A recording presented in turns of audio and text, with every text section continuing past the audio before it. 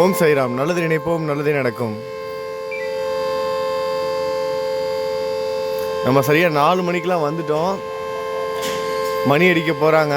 ஆனால் மணி அடிக்கிறதுக்கு முன்னாடியே இந்த வாட்டி ஸ்க்ரீன்லாம் ஓப்பன் பண்ணிட்டாங்க.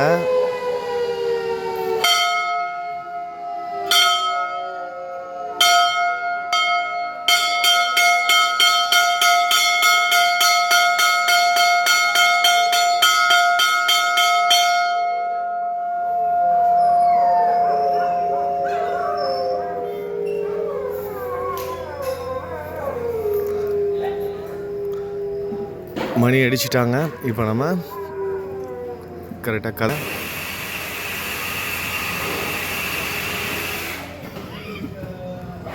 மணி அடித்த உடனே பாபா எந்திரிச்ச உடனே மொதல் ஆளாக நம்ம பாபாவையும் பார்த்துட்டோம். சாய்க்கு வந்து எல்லோரும் குட் மார்னிங் சொல்லிக்கோங்க. காலை வணக்கம் சாயி.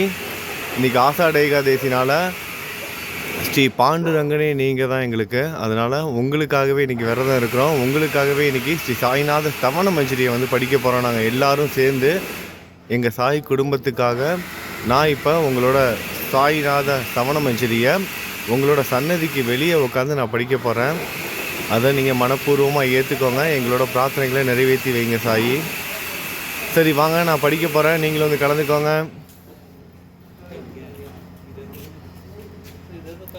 இப்போது நம்ம எங்கே உட்காந்து படிப்போமோ அதே இடத்துல தான் போக போகிறோம். ஏன்னா அங்கே உட்காரும் போது தான் கோபுர தரிசனமும் தெரியும், சரியாக சாயும் தெரிவார். துவாரகாமாயில் இருக்க சாயும் தெரிவார், கோபுர தரிசனமும் தெரியும். நம்ம இங்கே தான் உட்காந்து படிக்க போகிறோம். இங்கேருந்து பார்த்தா அப்படியே உள்ளே இருக்கிற சாய் தெரிவார். அவர் கண்ணு முன்னாடி உட்காந்து படிக்க போகிறோம். கோபுர தரிசனமும் தெரியும். சரி வாங்க ஆரம்பிச்சிடலாம்.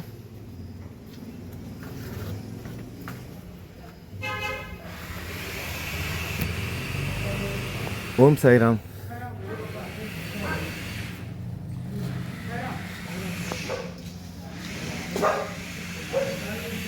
ஸ்ரீ சாய்நாத ஸ்தவன மஞ்சரி.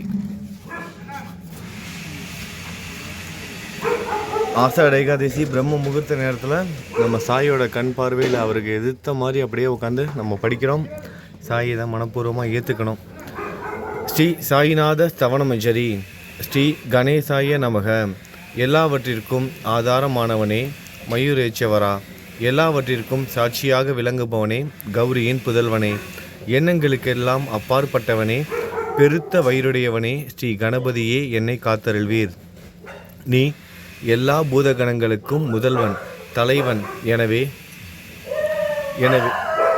எனவே கணேசன் என அழைக்கப்படுகிறாய். நீ எல்லா சாஸ்திரங்களாலும் ஏற்றுக்கொள்ளப்பட்டவன், புனிதமான முகமுடைய பாலசந்திரனே.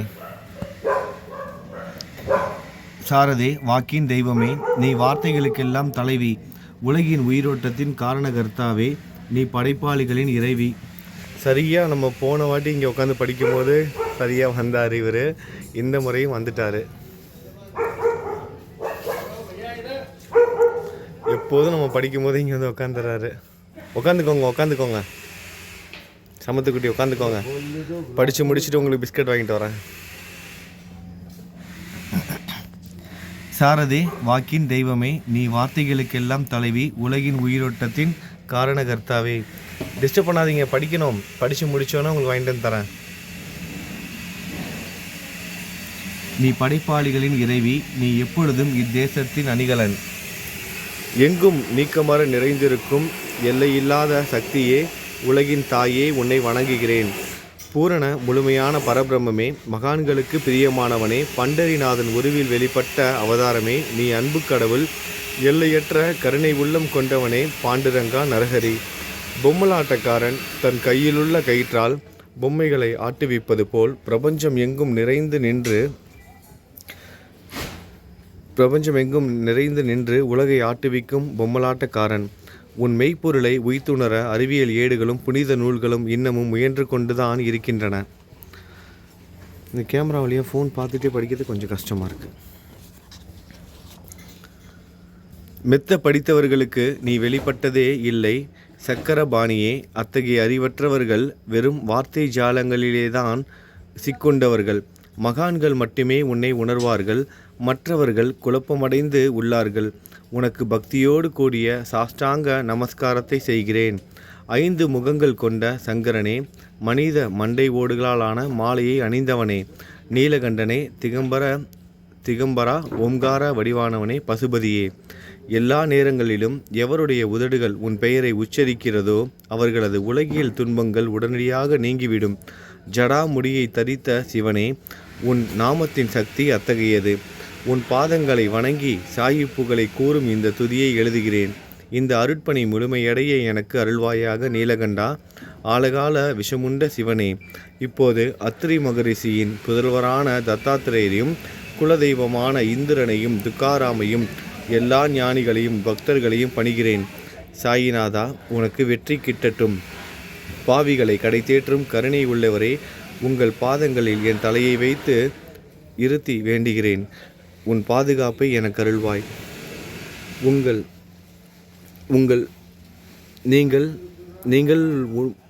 நீங்கள் முழுமையான பரபிரம்மம், ஆனந்தத்தின் இருப்பிடம். நீயே விஷ்ணு, மனிதர்களுக்குள் தலை சிறந்தவர். மன்மதனை எரித்த உமையொரு பாகனும் நீயே. நீ மனித வடிவில் தோன்றிய இறைவன், அறிவு என்னும் ஆகாயத்து சூரியன். நீ கருணை கடல், நீ பிறவி பிணிக்கு ஒரு அருமருந்து. நீ ஏழைகளுக்கும் கீழ்த்தட்டு மக்களுக்கும் விரும்பியதை கொடுக்கும் சிந்தாமணிக்கல். நீ உன் பக்தர்களை பரிசுத்தப்படுத்தும் தெய்வம். உலக வாழ்க்கை என்னும் சம்சார கடலில் மூழ்குபவர்களை மூழ்காமல் காப்பாற்றும் ஓடம். நீ அஞ்சுபவர்களின் புகலிடம். நீ இந்த பிரபஞ்சம் தோன்ற முதற்காரணமான பரிசுத்த பேரின்பம், பேருணர்வு, சைதன்யம். நீ கருணையே உருவானவன். எனது பலவிதமான வெளிப்பாடுகளில் உனது பலவிதமான வெளிப்பாடுகளில் இந்த உலகமும் ஒன்று. நீ பிறப்பற்றவன், சாவும் உன்னை தொட முடிவது இல்லை. என் நீண்ட ஆழமான சிந்தனைக்கு பின் வெளிப்பட்ட கருத்தே இது. பிறப்பு இறப்பு என்பவை அஞ்ஞானத்தால் தோன்றும் வெளிப்பாடே. மகாராஜா, நீங்கள் பிறப்பும் இறப்பும் மற்ற சுதந்திர பறவை. தண்ணீர் நீரூற்றாக தோன்றினால் அதன் ஆதாரம் அங்கு இருப்பதாக அர்த்தமா? ஏற்கனவே அங்கு அது நிரம்பி இருந்தது. பூமியின் உள்ளே இருந்து ஊற்றாக வெளியே வந்தது, அவ்வளவுதான். ஃபோன்லேயே பார்த்து படிக்கிறது கொஞ்சம் தடுமாறுது, வேற ஒன்றும் இல்லை. மணற்படுகையில் நீர் ஊற்றாக வெளிப்பட்டதும் அது நீரோடை என்ற பெயர் பெற்றது. அதன் சரியான பெயர் ஊற்று. தண்ணீர் இல்லாவிட்டால் அது வெறும் மணற்படுகையே. அந்த மணற்படுகையில் தண்ணீர் ஊற்றாக வந்தாலும் அல்லது வற்றி போனாலும் தண்ணீருக்கு அதனால் ஒன்றுமாவது இல்லை. ஏனென்றால் தண்ணீர் அந்த மணற்படுகைக்கு எவ்விதமான முக்கியத்துவமும் கொடுப்பது இல்லை. ஆனால் அறியாமையினால் மணற்படுகையோ நீர் நிரம்பி இருந்தால் அது பெருமைப்பட்டு கொள்கிறது. ஆகையால் நீர் வற்றிய உடனே அது மிகவும் மன வருத்தம் அடைகிறது. இந்த மனித உடலும் ஒரு விதத்தில் அந்த மணற்படுகை போன்றதே. புனித பேரின்ப நிலையை அந்த நீரூற்றின் தூய தண்ணீருக்கு ஒப்பிடலாம். இம்மாதிரி எண்ணற்ற மணற்படுகைகள் மனித உடல்கள் இருந்த போதிலும் அவற்றில் உள்ள நீர் பேருணர்வு எனப்படும் சைதன்யம் மட்டும் மாறுபடுவதே இல்லை. கருணை உள்ளவரே, நான் உங்களை ஆதியும் அந்தமும் இல்லாதவன், பிறப்பற்றவர் என்று கூறுவேன். அறியாமை என்னும் மலையை உடைக்க உதவும் இந்திரனின் கையில் இருக்கும் வஜ்ர ஆயுதம்.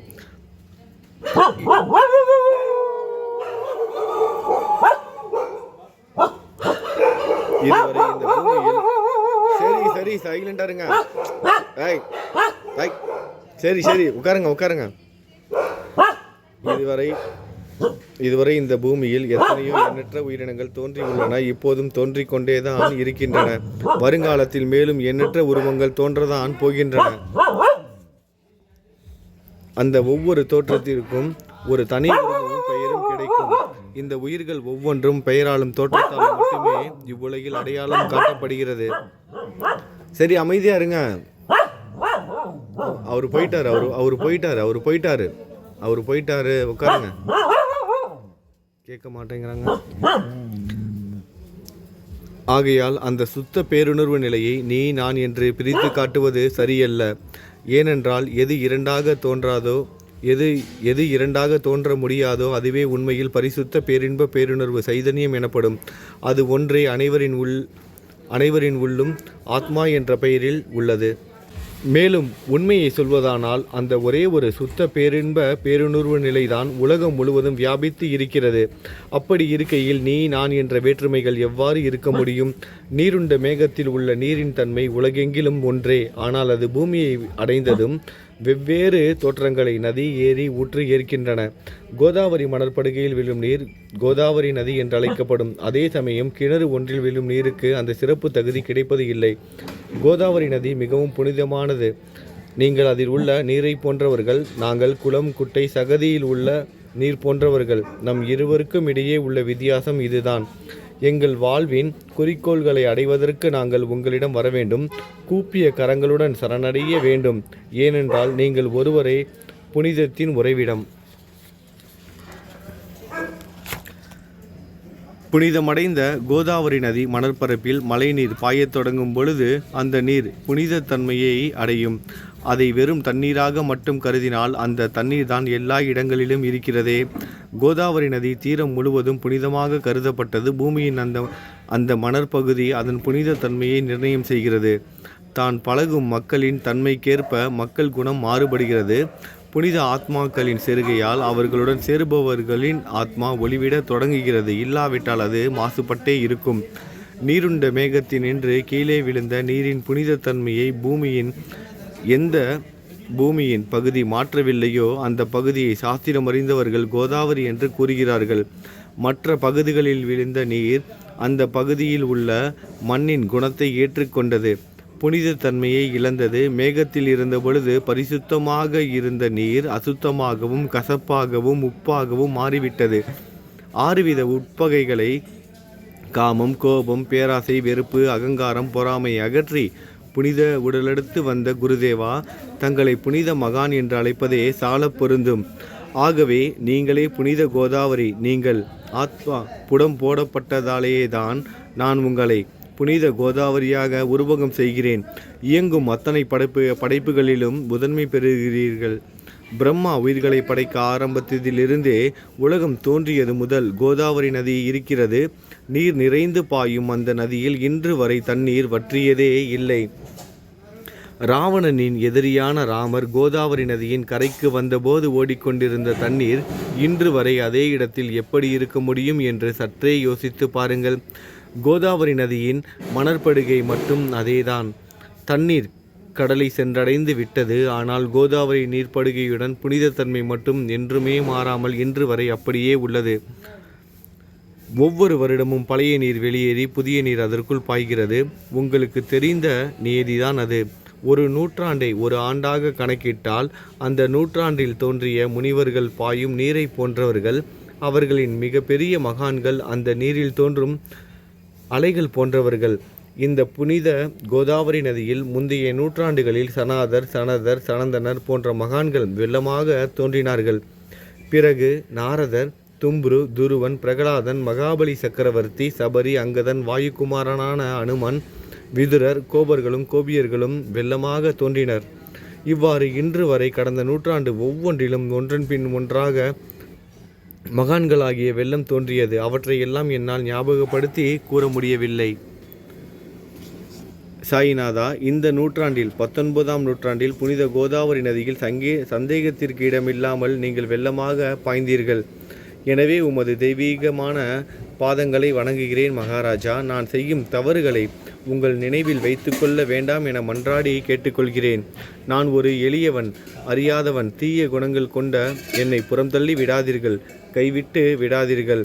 மட்டமான உலோகத்தையும் தங்கமாக மாற்றும் சக்தி கொண்ட ரசவாதக்கள் இரும்பினுடைய இயற்கையான தன்மைகளை பொருட்படுத்துவது இல்லை. கோதாவரி நதி தன்னுள் கலக்கும் சிறு ஓடைகளை திருப்பி அனுப்புவது இல்லை. அநேக தீய குணங்களை என்னுள் கொண்டவன் நான். உங்களது கருணை மிகுந்த பார்வையால் அவற்றை சடுதியில் அழித்து விடுங்கள். இது மட்டும்தான் உங்கள் அடிமையான தாஷ்கனுவின் வேண்டுகோள். ரசவாதக்கள் தொடர்பு ஏற்பட்டும் இரும்பின் இயற்கையான தன்மைகள் அளிக்கப்படாவிட்டால் குருதேவா அது ரசவாத கல்லின் பெருமைக்கு இழுக்கு அல்லவா? என்னை பாவியாகவே இருக்கும்படி செய்து விடாதீர்கள். தங்களை குறைவாக மதிப்பிட்டு கொள்ளாதீர்கள். நீங்கள் ரசவாத கல், நான் இரும்பு. எனக்கு ஏற்படும் இழிவுகள் தங்களுக்கு ஏற்படும் இழிவுகள் அல்லவா? ஒரு குழந்தை தவறு செய்து கொண்டேதான் இருக்கிறது, ஆனால் அதற்காக தாயார் கோபமடைவது இல்லை. இதை தாங்கள் நினைவில் வைத்துக்கொண்டு எனக்கு உங்கள் அருளாசிகளை தாருங்கள். சத்குரு சாயிநாதா, நீங்கள் எனது கற்பக விருட்சம், சம்சார கடலை உறுதியாக கடக்க உதவும் கப்பல். சந்தேகத்திற்கு இடமின்றி நீங்கள் ஒருவர் மட்டுமே என்னை கடைதேற்ற முடியும். நீங்கள் எனக்கு காமதேனுவாகிய பசு, நீங்கள் சிந்தாமணிகள், ஞானவானில் சூரியன் தாங்கள், நீங்கள் நற்பண்புகளின் சுரங்கம், சொர்க்கத்திற்கு ஏறி செல்ல உதவும் ஏனி நீங்கள். புனித செயல்களின் நிறைகள் நிறைய கொண்டவரே, பரிசுத்தமானவரே, சாந்தி மற்றும் பேரின்பத்தின் மொத்த உருவமே, இரண்டாக இல்லாதவரே, வேறுபாடு இல்லாதவரே, அறிவு கடவுளே, குறைகளற்ற முழுமையான அறிவாக உருவெடுத்தவரே, மனிதர்களில் உன்னதமானவரே, சாந்தி மற்றும் மன்னிப்பதின் உறைவிடமே, பக்தர்களின் அடைக்கலமே, என்னை ஆசீர்வதியுங்கள், என்னை ஆசீர்வதியுங்கள். சத்குரு மச்சிந்திரநாதர் நீயே. சிவன் நெற்றிக்கண்ணை திறந்தவுடன் அந்த அக்னியில் தோன்றிய மகாத்மா ஜாலந்தரும் நீயே. நீங்கள் மகாராஷ்டிராவில் தோன்றி பக்தி மார்க்கத்தை பரப்பிய ஞானிகள் நிவர்த்திநாதர், ஞானேஸ்வரர், கபீதாசர், ஷேக் முகமது, ஏகநாதர். நீங்கள் போதவா, தத்தகுருவின் குரு நீங்களே. பண்டரிநாதரின் அடியவர் சாவதாமாலி. நீங்கள் உண்மையில் ஆஞ்சநேயரின் மறு அவதாரம். ராமதாசர் நீங்கள். மகாராஷ்டிரா ஞானி பாண்டுரங்கன் மீது அபங்கங்கள் என்னும் கீர்த்தனை நிறைய இயற்றிய துகாராம். சாயிநாதா, நீங்கள் முஸ்லீம் ஞானி. நீங்கள் ராம பக்தர் சகாராம். நீங்கள் தத்தாத்திரேயரின் மறு அவதார மாணிக் பிரபு. உங்களது இன்றைய அவதார தோற்றம் மற்றும் உங்களுடைய எண்ணற்ற தன்மையை புரிந்து கொள்ள உண்மையில் கடினமாக இருக்கிறது. உங்களது ஜாதி குலம் பற்றிய எதையும் நீங்கள் எவருக்கும் வெளிப்படுத்தியது இல்லை. தாலாட்டு பாடுற மாதிரி இருக்கு போல, அமைதியாக படுத்து தூங்கிட்டு இருக்காரு. சிலர் உங்களை முஸ்லீம் என்கிறார்கள், சிலர் உங்களை பிராமணர் என்கிறார்கள். ஸ்ரீ கிருஷ்ணரை போன்று எண்ணற்ற தெய்வீக லீலைகளை செய்வதெல்லாம் உங்களுக்கு ஒரு விளையாட்டு. ஸ்ரீ கிருஷ்ண பரமாத்மாவை பார்த்து உய்த்துணர்ந்த பல்வேறு மக்கள் பலவிதமான பெயர்களிட்டு அவரை அழைத்தனர். சிலர் அவரை எதுகுலத்தின் அணிகலன் என்றார்கள், சிலர் அவரை ஆடுகள் மேய்க்கும் இடையன் என்றனர். யசோதை அவரை பச்சிலம் குழந்தை என்றால், கிருஷ்ணனின் மாமனாகிய கம்சன் அவரை மகாகாலன், உயிரை குடிக்கும் யமன் என்றான். அர்ஜுனன் அவரை எங்கும் நீக்கமர நிறைந்துள்ளவர் என்றான். அவ்வாறே குருநாதா, ஒவ்வொரு மனிதனின் மனநிலைக்கு ஏற்ப அவரவர் எண்ணங்களுக்கு ஏற்ப உங்களுக்கு பெயர்களை சூட்டினார்கள். மசூதி நீங்கள் வாழும் இருப்பிடம். உங்கள் காதுகள் குத்தப்படவில்லை. பாத்தியா ஓதுவதை பார்த்து நீங்கள் முஸ்லீம் என்று கூறுவது பொருத்தமானதே. கருணாமூர்த்தியே, அதே போல் நீங்கள் அக்னியை வழிபடுவதை பார்த்து நீங்கள் ஒரு இந்து என்று முடிவு செய்யப்பட்டது. இந்த வெளிப்புற வித்தியாசங்களை வீண் விவாதம் செய்யும் எண்ணம் கொண்டவர்களே விரும்புவார்கள். உண்மையான ஞானத்தில் ஆர்வம் கொண்டவர்கள் இந்த வெளிப்புற வேறுபாடுகளுக்கு முக்கியத்துவம் தரமாட்டார்கள். நீங்கள் பிரம்மத்தின் நிலையில் இருக்கிறீர்கள். ஜாதி குலம் போன்றவை உங்களுக்கு முக்கியமில்லை. நீங்கள் எல்லோருக்கும் மேலான உயர்ந்த குருவாகவும் இந்த பிரபஞ்சத்தை படைத்தவராகவும் இருக்கிறீர்கள். முஸ்லிம் இந்துக்களுக்கிடையே பகைமையுணர்வு ஏற்பட்டதால் அவர்களுக்கிடையே இணக்கமான உறவையும் ஒற்றுமையையும் ஏற்படுத்துவதற்காகவே நீங்கள் மசூதியில் அமர்ந்து அக்னி வழிபாட்டை நடத்தி எல்லா லீலைகளையும் பக்தர்களுக்கு காட்டினீர்கள். நீங்கள் ஜாதி மதங்களுக்கு அப்பாற்பட்டவர். நீங்கள் பிரம்மமே. உண்மையில் அதுவே நீங்கள் உண்மையில் எண்ணங்களுக்கும் அப்பாற்பட்டவர். உங்களை பற்றிய வாத பிரதிவாதங்கள், ஊகங்கள், ஆதாரம் இல்லாத கருத்துக்கள் நடமாடும் இடத்தில் என் வார்த்தைகளுக்கு முக்கியத்துவம் எப்படி கிடைக்கும்? ஆனால் உங்களை பார்க்கும் பொழுது என்னால் மௌனமாக இருக்க முடியவில்லை. வார்த்தைகளால் போற்றுதலை உலக வழக்கில் உள்ள ஒரே வழக்கம். ஆகையினால் உங்கள் அருளாசியுடன் வார்த்தைகளால் எப்படியெல்லாம் போற்ற முடியுமோ அவ்வண்ணமே போற்றி புகழ்கிறேன். கடவுளின் நிலையை விட மகான்களின் நிலை வேறுபட்டு மிக உயர்ந்ததாகவும் இருக்கும். மகான்களின் அருகில் நான் எனது போன்ற எண்ணங்களுக்கு இடமே இல்லை. கடவுளை வெறுத்ததால் இரணியகசிபுவும் ராவணனும்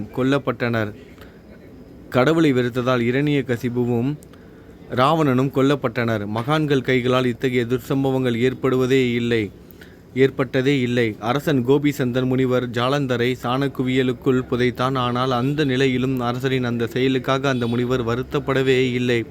அரசனின் அந்த செயலுக்கு நேர்மாறாக அந்த அரசனை சம்சார சுழலிலிருந்து விடுவித்து அவனை முக்தியடைய செய்தார். மகான்களின் சக்தி இப்படிப்பட்டதே. அவற்றை விவரித்து கூற முடியாது.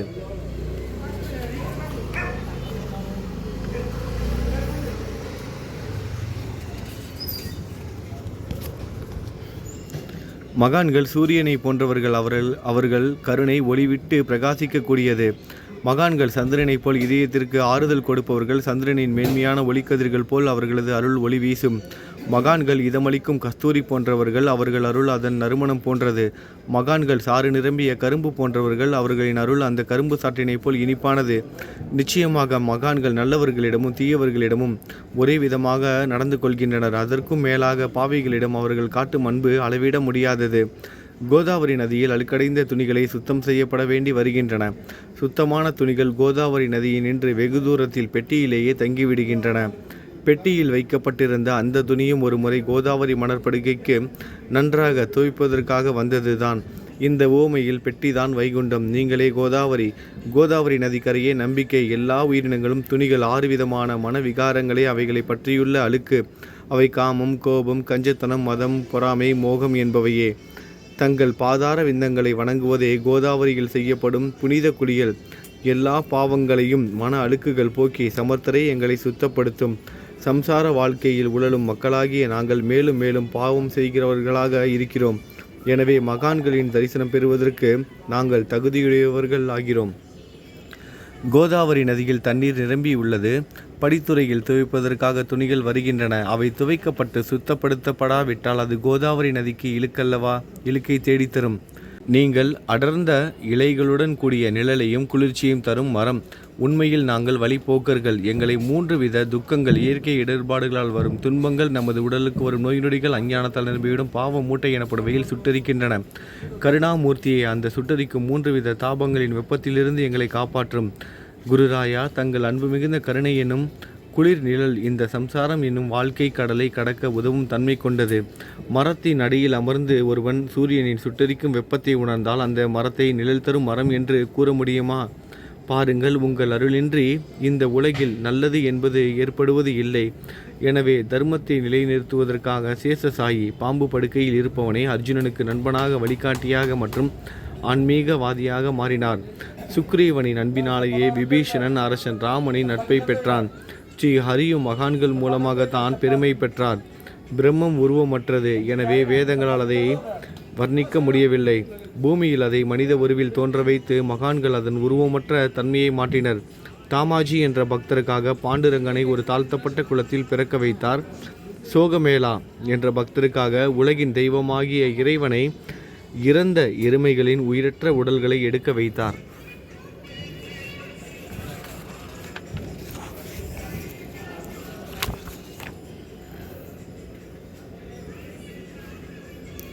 மகான்களின் பெருமையை உணர்ந்த இறைவன் தண்ணீர் சுமந்து உழைத்தார். உண்மையில் மகான்கள் எல்லாவற்றையும் தாங்கும் சக்தியும் சச்சிதானந்த பிரபுவுமாகிய எஜமானர்களே. இதற்கு மேலும் சொல்வதற்கு ஏதுமில்லை. நீங்களே என் தாயும் தந்தையும் ஷீரடி கிராமத்தில் வசிக்கும் சத்குரு சாயிநாதா. பாபா, உங்கள் லீலைகளை எவர் ஒருவராலும் உண்மையிலேயே முழுமையாக புரிந்து கொள்ள முடியாது என்கிற போது சாதாரண மனிதனாகிய நான் எவ்வாறு அவற்றை விளக்க முடியும் கூறுங்கள். எல்லா உயிர்களையும் காப்பாற்ற நீங்கள் ஷீரடிக்கு வந்திருக்கிறீர்கள். மண் அகல் விளக்குகளில் வெறும் தண்ணீரை ஊற்றி அவற்றை எரிய வைத்தீர்கள். மிக குறுகிய மரப்பலகையை தொங்கும் ஊஞ்சல் படுக்கையாக்கி உங்கள் யோக சக்தியை உங்கள் பக்தர்களுக்கு காட்டினீர்கள். அநேக பெண்களின் மலட்டுத்தன்மையை முழுவதுமாக நீக்கினீர்கள். உதியின் மூலம் அநேக பேரின் வியாதிகளை குணமடைய செய்தீர்கள். இவ்வுலகம் சம்பந்தமான துன்பங்களை நீக்குவது உங்களுக்கு ஒரு பொருட்டே அல்ல. யானை ஒன்று எறும்பை சுமையாக கருதுமா? குருராயா, இப்பொழுது இந்த எளியவன் பால் கருணை காட்டுங்கள். உங்கள் பாதங்களில் சரணடைந்து விட்டேன். என்னை திருப்பி அனுப்பி புறம் தள்ளி விடாதீர்கள். மகாராஜ், நீங்கள் அரசர்களுக்கெல்லாம் அரசன். நீங்கள் குபேரனை விட செல்வம் அடைந்தவர். நிச்சயமாக தன்னிகரற்ற வைத்தியர். உங்களை விட மேலானவர் எவரும் இல்லை. மற்ற கடவுள்களை வணங்குவதற்கு தனித்தனியாக பூஜை பொருட்களும் வழிபாட்டு முறைகளும் உள்ளன. ஆனால் உங்களை வணங்குவதற்கு தகுதியான பொருட்களே இந்த உலகில் இல்லை. சூரியனின் ராஜ்யத்தில் தீபாவளி பண்டிகையை கொண்டாடுவது என்றால் எவ்விதமான பொருட்களை கொண்டு அதை கொண்டாடுவோம்? சமுத்திரத்தின் தாகத்தை தணிக்க பூமியில் போதுமான தண்ணீர் கிடைக்காது. நெருப்பை சூடாக்குவதற்கு எங்கிருந்து அக்னியை கொண்டு வருவது? ஸ்ரீ சமர்த்த குருராயா, பூஜை செய்ய உதவும் பொருட்கள் யாவற்றிலும் இருப்பது உன் ஆத்மாவே. ஆரம்பம் முதலே அவை உன் ஒரு பகுதியே. மேலே கூறப்பட்டவை எல்லாம் தத்துவார்த்த ரீதியில் கூறப்பட்டவையே. எனக்கு ஏற்பட்ட அடிப்படையில் கூறப்பட்டவை அல்ல. அனுபவங்கள் இன்றி கூறப்படும் வார்த்தை ஜாலங்கள் வீணே.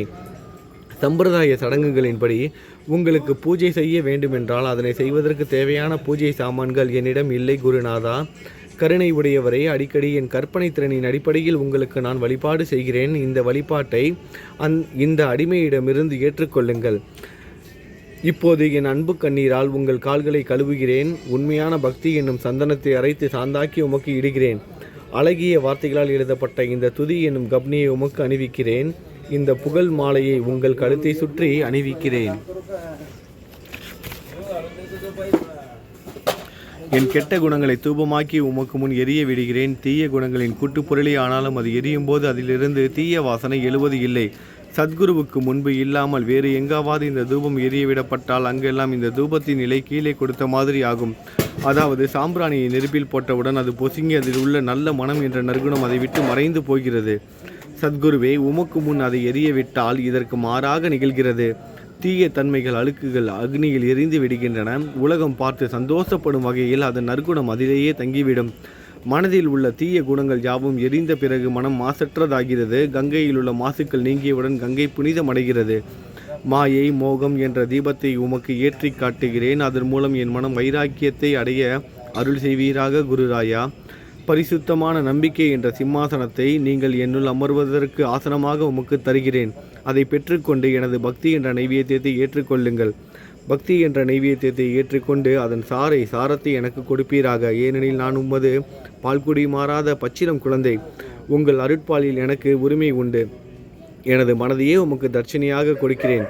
ஆகையால் நான் செய்யும் காரியங்கள் யாவற்றிலும் நான் செய்பவன் என்று நான் உரிமை கொண்டாட முடியாது. ஏனென்றால் நினைக்கும் மனதை தான் உமக்கு அர்ப்பணித்து விட்டேனே. இப்பொழுது பணிவுடன் கூடிய பிரார்த்தனையுடன் உங்களை சாஷ்டாங்க நமஸ்காரம் செய்கிறேன். தெய்வீக சாயிநாதா, தயவு செய்து அதை ஏற்றுக்கொள்ளுங்கள்.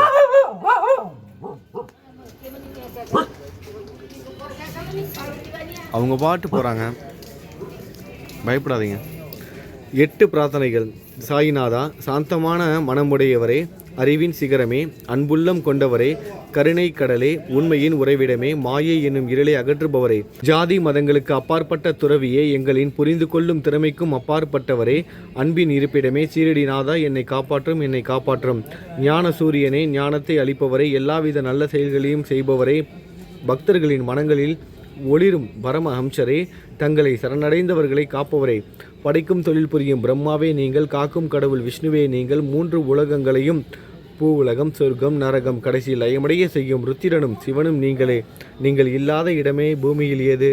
எல்லாம் அறிந்த இறைவன் நீங்கள். எங்கள் அனைவரின் இதயங்களில் வசிப்பவரும் நீங்களே.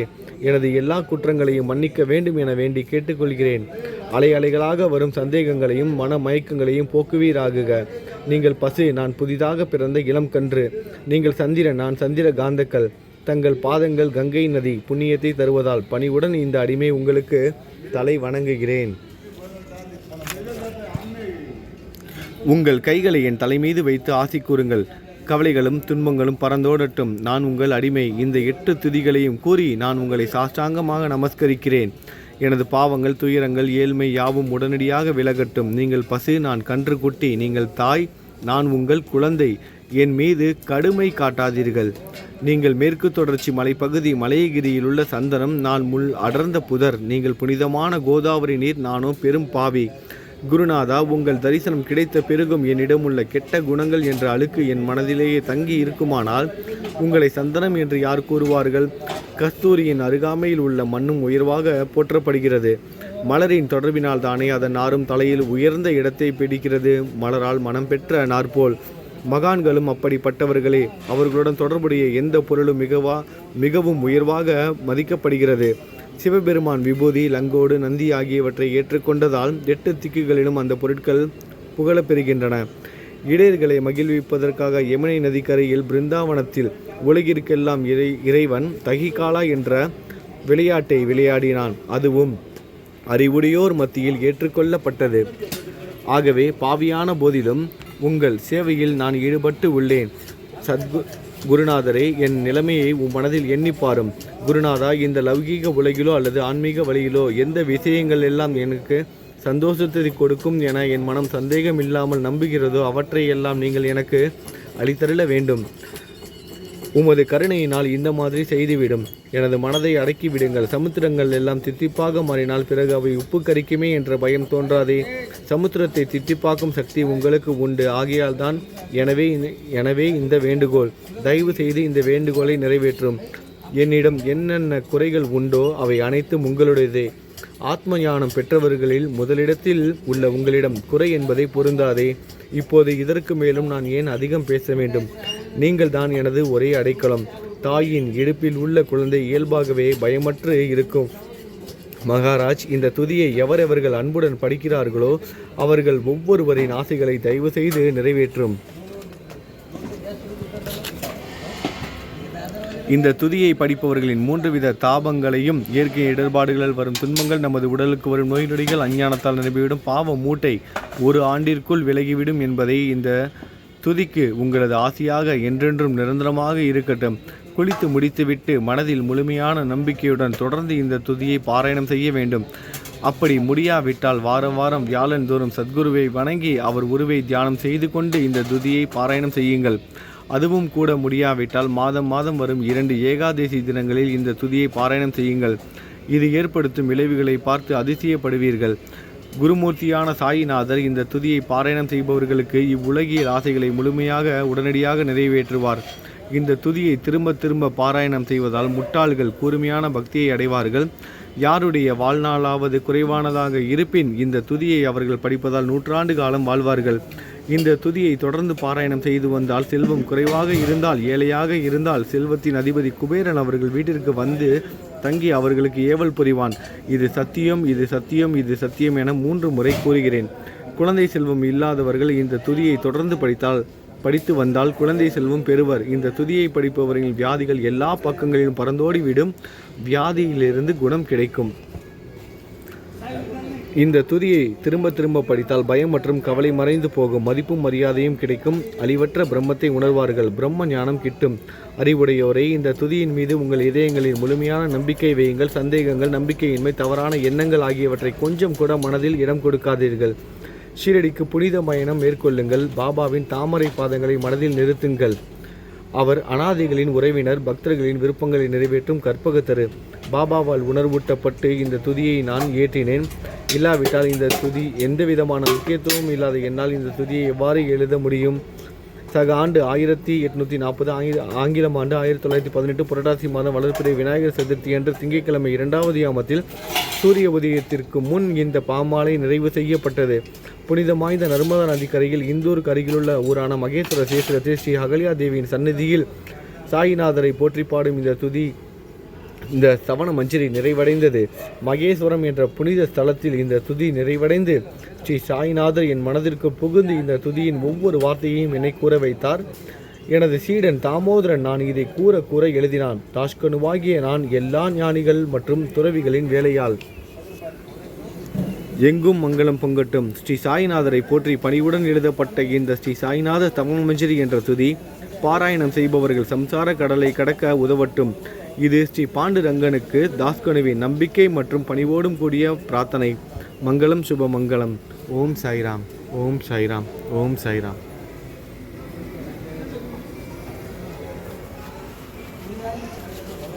இப்போ யாரெல்லாம் இந்த நிகழ்வில் கலந்துக்கிட்டாங்களோ அவங்க எல்லோரோட சார்பாகவும் அவங்க எல்லாரோட பிரார்த்தனையும் நிறைவேறணும்னு இந்த ஆஷாட ஏகாதசி அன்னைக்கு புனிதமான நேரத்தில், பிரம்ம முகூர்த்த நேரத்தில் ஸ்ரீ சாய்நாத் சவண மஞ்சரி படித்ததோடு மட்டும் இல்லாமல் இப்போ எல்லோரோட சார்பாகவும் இப்போ நம்ம துணிக்கு வந்து தேங்காய் வாங்கி கொடுக்க போகிறோம். இன்னும் கொஞ்சம் நேரத்தில் துணி பூஜை ஆரம்பிச்சிருவாங்க.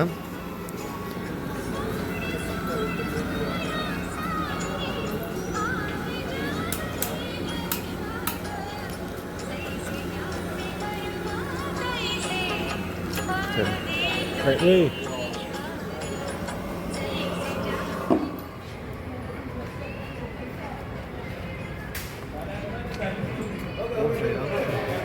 நம்ம எல்லோரோட சார்பாகவும் இந்த தேங்காய் வந்து இப்போ நம்ம துணிக்கு வந்து கொடுக்க போகிறோம். எல்லாரோட பிரார்த்தனையும் கண்டிப்பாக நிறைவேறும். நம்பிக்கையோடு இருப்போம். நல்லது நினைப்போம், நல்லதே நடக்கும். ஓம் சாய்ராம். ஓம் சாய்.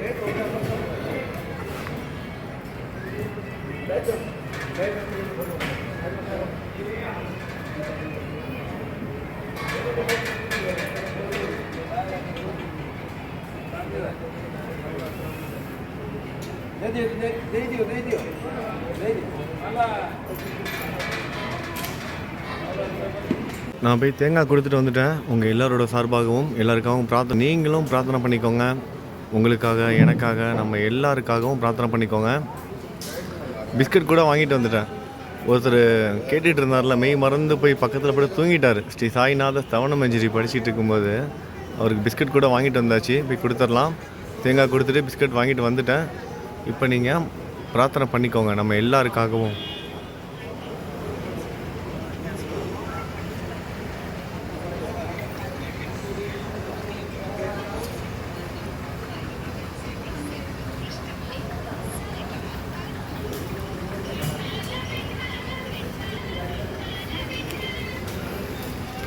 சரி வாங்க, இப்போ நம்ம போயிட்டு அவருக்கு பிஸ்கட் கொடுப்போம். எங்கே இருக்காருன்னு தெரியலையே, அங்கே தான் இருக்கார்.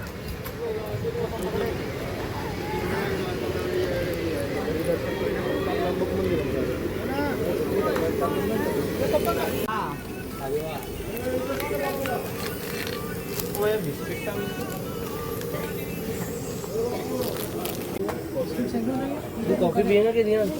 कॉफी चाहिए?